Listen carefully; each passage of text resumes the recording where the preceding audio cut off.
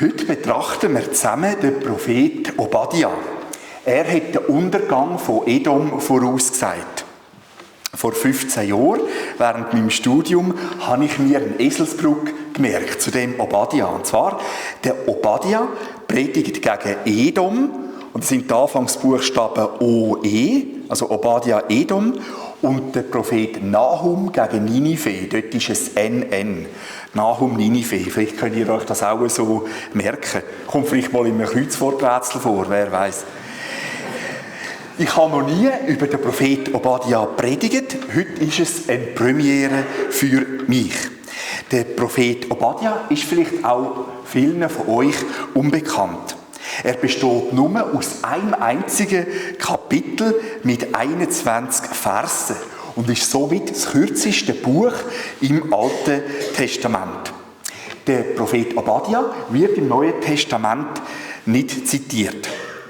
Der Name Obadja bedeutet Anbeter Gottes, Knecht Gottes, Diener Gottes. Weil Obadja, das Ja ist die Abkürzung für Jahwe, für den Namen von Gott im Alten Testament.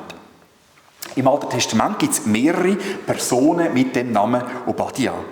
Aber wir wissen nicht ganz genau, wann er gelebt hat.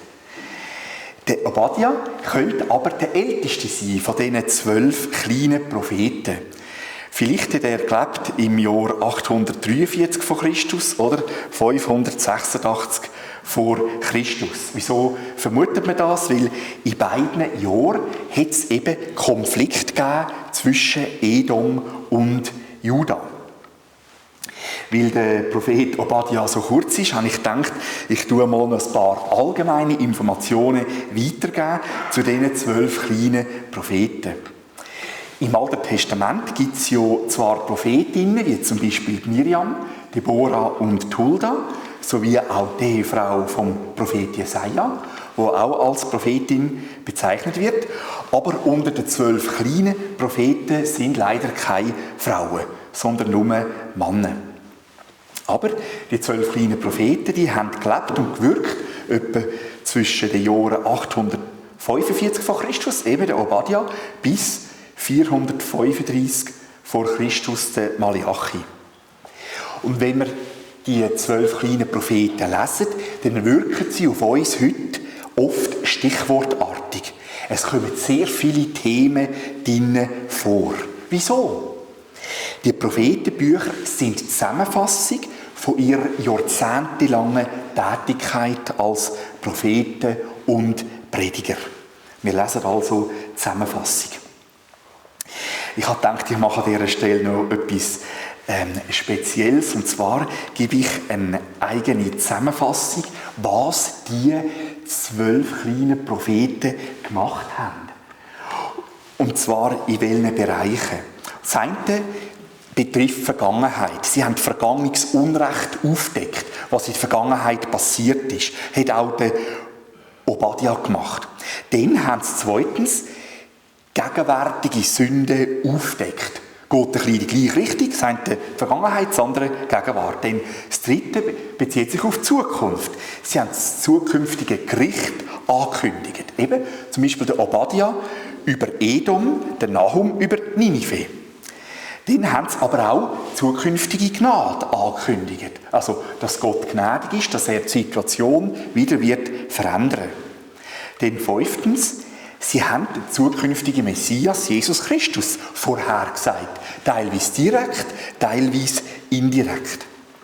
Dann haben sie auch sechstens in unsere Gegenwart hineingeredet. Also die 12 kleinen Propheten haben auch uns heute etwas zu sagen. In unserem konkreten Alltag, in unserem Leben. Und siebtens und letztens, der Heilige Geist wirkt natürlich durch den Text von den 12 kleinen Propheten und der Heilige Geist tut uns das zeigen, was er uns zeigen will. Noch ein Beispiel zu dem, ein lustiges Beispiel. Ein Kollege von mir hat einmal über einen Psalm predigt, das ist ja auch im Alten Testament, und hat dann gesagt, so, jetzt komme ich zum zweiten Punkt von der Predigt. Dann haben die Zuhörer sofort gemerkt, oh, mein zweiter Punkt in meinem Leben besteht darin, dass ich mich Jesus Christus zuwende. Obwohl der Pfarrer gar nichts gesagt hat von dem. Er hat nur gesagt, wir kommen zum zweiten Punkt. Aber der Heilige Geist hat so gewirkt, und er wirkt auch in unserem Leben so, dass wir das hören und verstehen, was wir sollen hören und verstehen. Ich habe extra diese Liste gemacht. Ich werde die nachher noch in ein PDF tun und auf unsere Homepage tun. Ich habe leider vergessen, das vorher auszudrucken. Das wäre das Paltis für die heutige Predigt. Aber das ist wie ein altes Inhaltsverzeichnis über die kleinen Propheten. Manchmal auch über die grossen Propheten. Und wieso habe ich das gemacht? Es geht mir darum, die kleinen Propheten haben nicht nur einen einzigen Schwerpunkt, sondern wir sehen hier mindestens 7. Und das zeigt auch die Komplexität der Bibel. Wenn wir nur die ersten beiden Punkte würden erforschen, das macht man teilweise an der Universität, dass man einfach schaut, was ist in der Vergangenheit gewesen, was haben die Propheten kritisiert, dann würden wir in der Zeitgeschichte stecken bleiben.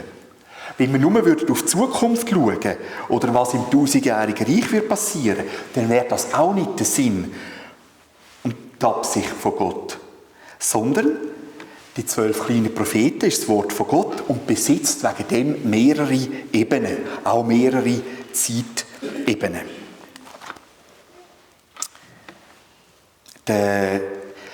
Gott hat das vergangene Unrecht, wo Edom an Juda gemacht hat, mit diesen starken Worten aufdeckt.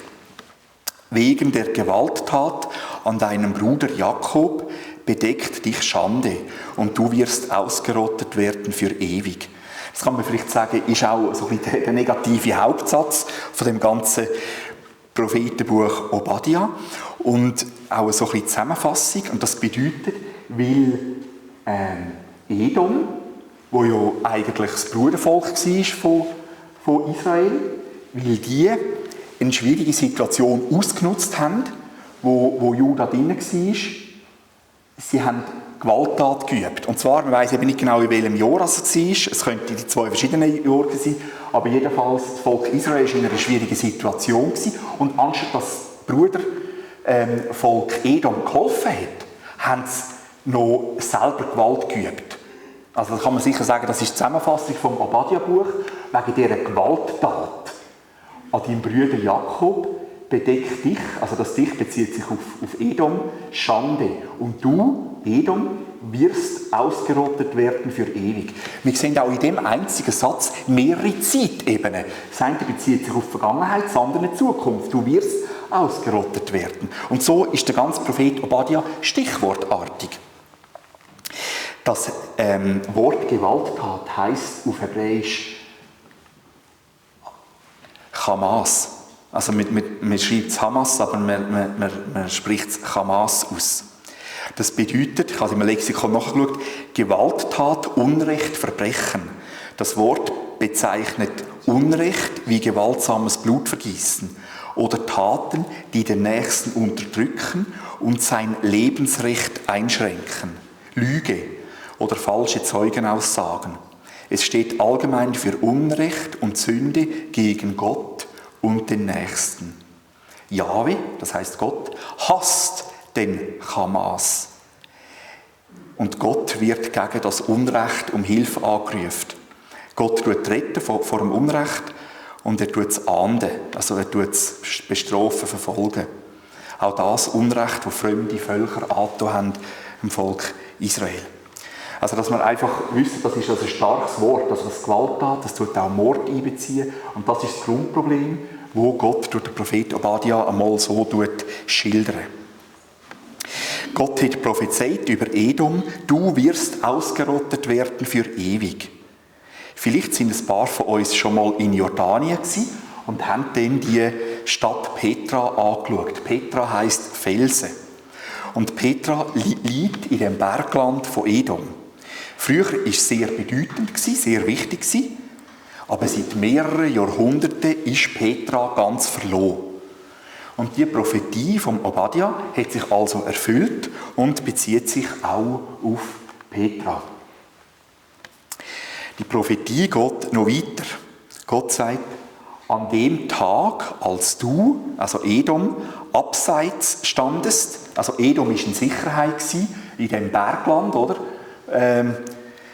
an dem Tag, als Fremde sein Heer, nämlich das Heer von Juda, gefangen wegführten und Ausländer, also fremde Völker, in seine Tore kamen und über Jerusalem das Los warfen, da warst auch du, also Edom, wie einer von ihnen. Also zusammengefasst, Edom hat sich darüber gefreut, wo es seinem eigenen Brudervolk Juda schlecht gegangen ist, wegen der fremden Nachbarvölker. Der Obadja hat dann von Gott auch eine Zusage über die Zukunft bekommen, die heisst, denn nahe ist der Tag des Herrn über alle Nationen. Wie du getan hast, wird dir getan werden. Dein Tun wird auf deinen Kopf zurückkehren. Plötzlich weitet sich der Blick. Es geht nicht nur um das Nachbarvolk Edom, sondern es geht um eine weltweite Botschaft, auch für uns alle. Gott wird in Zukunft nicht nur Edom, sondern die ganze Welt richten, alle Nationen. Gott wird Gerechtigkeit wiederherstellen. Viele Menschen in unserer Kirchengemeinde beschäftigt es, dass Betrugsfälle im Kanton Aargau zugenommen haben. Einige in unseren Nachbardörfern sind sogar um Millionenbeträge betrogen worden. Doch Gott ist gerecht. Spätestens am jüngsten Gericht wird er Betrug strafen. Ich umschreibe den Sachverhalt von am Tag des Herrn amix mit meinen eigenen Worten. Es wird alles einmal auskommen. Meine Frau Christina weiss das unterdessen, wenn ich wieder einmal das ganze Pfarrhaus durchrufe. Es wird alles einmal auskommen. Heute, wenn ihr seine Stimme hört, verhärtet eure Herzen nicht, heisst es zweimal im Hebräerbrief. Das ist die Einladung von Gott, dass wir unser Herz nicht verhärten, sondern ihm öffnen. Wenn jemand die Lebensentscheidung für Jesus Christus noch nicht getroffen hat, dann kann sie oder er das heute machen. Jesus verspricht uns, wer mein Wort hört und glaubt dem, der mich gesandt hat, also Gott Vater, der hat ewiges Leben und kommt nicht ins Gericht, sondern er ist aus dem Tod in das Leben übergegangen.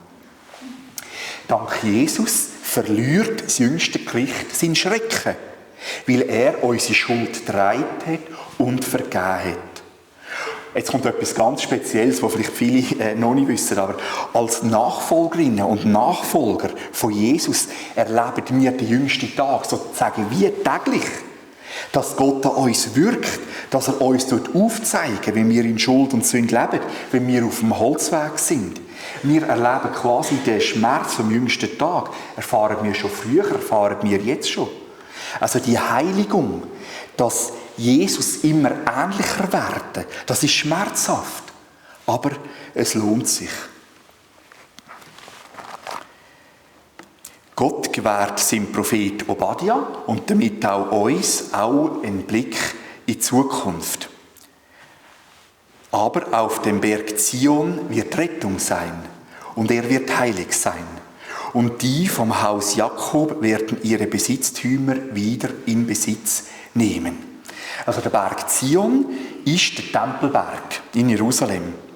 Und der Tempelberg Zion ist in der Nähe von Golgatha. Man weiss nicht ganz genau, wo Golgatha ist. Der Ort, wo Jesus gestorben ist. Ich habe es mal recherchiert, ist etwa zwischen 1 und 2 Kilometer, vermutet man, wo der Tempelberg Zion in Jerusalem von Golgatha weg ist, von dem Hügel, wo Jesus gekreuzigt worden ist.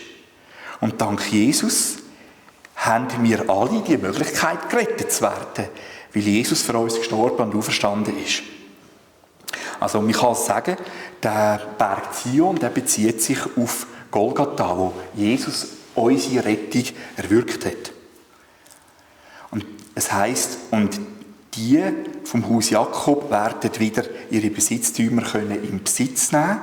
Das heisst, obwohl die Bewohner von Juda eine Zeit lang vertrieben worden sind, werden sie wieder zurückkehren. Und auch das kann eine Prophetie sein, die mehrere Erfüllungen hat, also wo mehrmals in Erfüllung gegangen ist. Einerseits sicher in der Antike, andererseits auch erleben wir das ja heute, dass immer mehr Juden zurückgehen auf Israel und auch aus dieser tragischen Situation heraus, dass es auch in Europa immer mehr Antisemitismus gibt, dass immer mehr Juden auch zum Beispiel von Frankreich, von unserem Nachbarland, einfach zurückgehen auf Israel. Und das kann man sagen, ist auch eine Prophetie, die mehrere Erfüllungen hat. Man muss sagen, es ist nicht der ganze Obadiah negativ, es hat auch positive Sätze drin. Ich habe einen weiteren aufgeschrieben. Und es werden Retter hinaufziehen auf den Berg Zion, um das Gebirge Esaus zu richten. Ich finde, das ist ein sehr positiver Satz, aber er hat nicht so viel Hintergrundinfos dazu. Er steht einfach so ein bisschen losgelöst. Also mich hat er aber irgendwie ermutigt. Es ist nicht ganz klar, worauf er sich bezieht. Aber er zeigt uns zusammengefasst, dass bei Gott Gericht und Gnade zusammengehören. Also die Retter, das sind vielleicht Evangelisten, Leute, die zum Glauben an Jesus einladen, die also was man einfach sagen kann, ist, dass Gott nie unsere Sünden rechtfertigen oder gutheissen. Und dass auch bei dieser Botschaft im Evangelium, von der frohen Botschaft, die uns Rettung gibt, dass es auch Gericht enthält über unsere Sünden. Das ist sicher die Zusammenfassung, die man aus diesem Satz herausnehmen kann.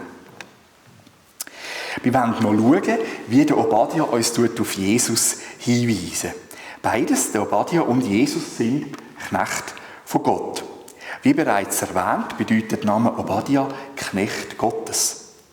Im Neuen Testament sehen wir, dass Jesus Christus der Knecht von Gott ist, der den Willen von Gott Vater ganz erfüllen. Im Matthäus-Evangelium heißt es im Kapitel 12, und es folgten Jesus große Volksmengen, und er heilte sie alle. Und nachher tut der Evangelist Matthäus den Prophet Jesaja zitieren, in dem es heißt: Siehe mein Knecht, den ich erwählt habe, mein Geliebter, an dem meine Seele Wohlgefallen gefunden hat. Ich werde meinen Geist auf ihn legen, und er wird den Nationen Recht verkünden. Also da sehen wir schon mal auf sprachlicher Ebene, dass es eine Gemeinsamkeit gibt zwischen Obadiah und Jesus. Dann der letzte Satz vom Obadiah-Buch ist auch positiv, und der heißt: Und die Königsherrschaft wird dem Herrn gehören. Den Satz habe ich hier vorne anschreiben lassen, an die Kirchenwand Leutwil. Auch das ist eine Voraussage auf Jesus. Denn dank Jesus wird der Glaube an Gott weltweit. Im Markus-Evangelium erklärt Jesus, das ist wie die Zusammenfassung von der allerersten Predigt von Jesus, wenn er sagt, die Zeit ist erfüllt, also jetzt kommt etwas Neues, und das Reich Gottes ist nahe gekommen. Und da sehen wir, es ist wieder das gleiche Wort. Also Jesus bezieht sich auf den Obadiah, das Reich von Gott ist jetzt näher gekommen. Tut Buße und glaubt an das Evangelium. Also mit Jesus kommt die Königsherrschaft von Gott, auch in unser Leben. Und noch für Bibelkenner, viele von uns sind ja Hauskreisleiter, kennen die Bibel mega gut, tun es wöchentlich, zweiwöchentlich oder monatlich weitergeben, tun selber forschen in der Bibel. Und dann eine kleine Klammerbemerkung. Im Markus-Evangelium heisst es Reich Gottes und im Matthäus-Evangelium Reich der Himmel. Ist aber das Gleiche gemeint. Weil der Matthäus tut es ein bisschen umschreiben, um nicht die ganze Zeit von Gott zu reden, zum Schreiben Reich der Himmel, ist aber das Gleiche damit gemeint. Im Johannes-Evangelium tut Jesus Vergleich verwenden mit denen Ich Bin-Wort. Wenn er zum Beispiel sagt, ich bin die Tür, und sagt mit dem, wenn wir durch Jesus durchgehen, wenn wir an ihn glauben, dann kommen wir ins Reich von Gott. Also beim Johannes wird es nochmal ein bisschen anders ausgedrückt. Mit Jesus Christus kommt das Reich von Gott auf unsere Welt, weil er selber der Sohn von Gott ist, weil er Gott ist. Beide, Obadiah und Jesus, bringen Gericht und Gnade. diesen Punkt bin ich vorher schon ein bisschen eingegangen. Eben die Retter werden aufziehen und richten. Und Jesus sagt, wenn wir an ihn glauben, dann müssen wir keine Angst mehr haben vor dem jüngsten Gericht. Auch das ist, auf sprachlicher Ebene ist das eine Gemeinsamkeit. Gott redet auch durch den Obadiah in unser Leben hinein. Im kurzen Obadiah-Buch ergänzt die wörtliche Elberfelder Bibelübersetzung zweimal das Wort schadenfroh in spitzigen Klammern. Und das hat mich ein bisschen nachdenklich gemacht.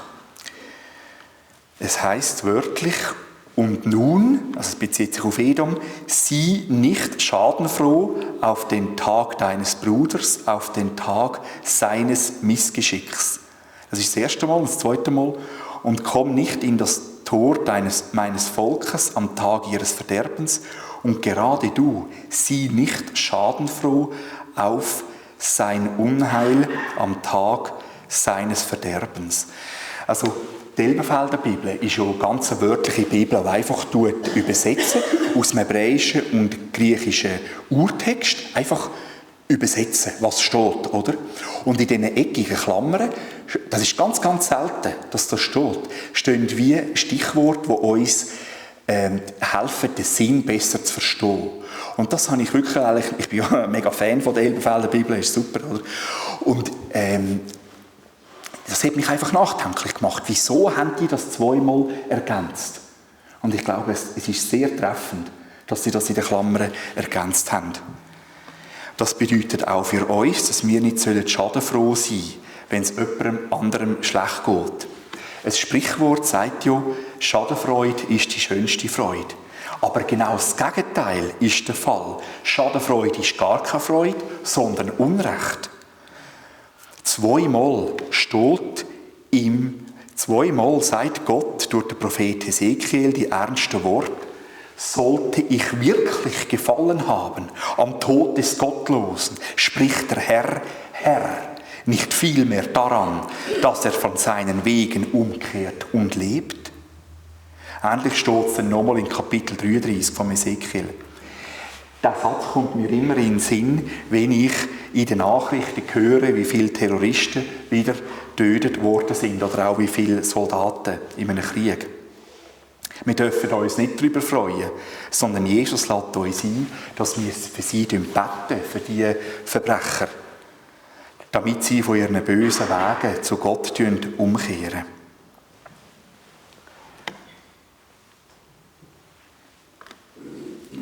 Mit den Egelfiguren sehen wir hier vorne noch dargestellt, einerseits das Volk Israel und andererseits das Volk Edom, die ja Brüdervölker sind. Und sie gehen aber aneinander vorbei. Sie tun sich winken, sie haben gar nichts damit zu tun. Also je 4 oder 5 Personen, die eben, anstatt dass sie sich helfen, gehen sie sich aus dem Weg, obwohl sie verwandt sind. Nach dem Gottesdienst wird Kirchenkaffee sein. Dann haben wir Gelegenheit, miteinander ins Gespräch zu kommen und einander zu ermutigen, was Jesus in unserem Alltag gewirkt hat. Auch wenn wir einander schwierige Lebensgeschichten anvertrauen, lasst uns nicht insgeheim schadenfroh sein, sondern denkt an die Worte vom Apostel Paulus. Freut euch mit den sich Freuenden, weint mit den Weinenden. Einer trage des anderen Lasten, und so werdet ihr das Gesetz des Christus erfüllen. Amen.